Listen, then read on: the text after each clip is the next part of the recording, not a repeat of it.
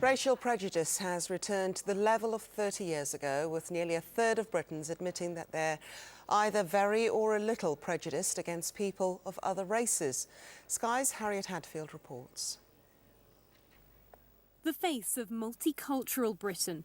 This country is often described as one of the most tolerant in the world. But are we becoming a nation divided by race? According to a new survey, 30% of people admit to being racially prejudiced.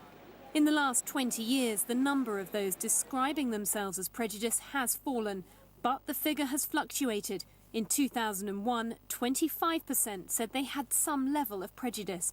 The 9/11 attacks and the Iraq War saw a spike as levels rose to 38% in 2011.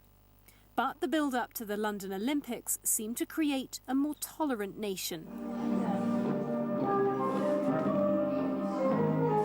And the figures also show levels of prejudice rise with age.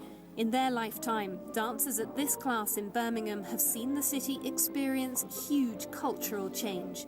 42% of the population in the West Midlands are described as non-white. So are they surprised then that people in the region are most likely to be prejudiced against those of a different racial background? I'm not a racist, but, I just have my own thoughts about it. Once you decide to come over here to live, you have to blend in, and that's all there is to it. We do regard this as our country, but I do think we're overrun with people from other races and other countries. As well as the West Midlands, 36% of people from Yorkshire and Humberside admit to having some level of racial prejudice. In Wales and the East Midlands, it's 34%. The figure is 28 in Scotland. But central London has the lowest level of racial prejudice, just 13%. But even in the most tolerant area of the country, people are talking about an issue that's currently dominating the nation's agenda.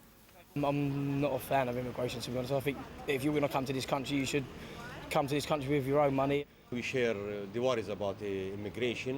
We want it to be regulated correctly. We don't want it to be flooded unreasonably. The recent local and European election results seem to echo those thoughts.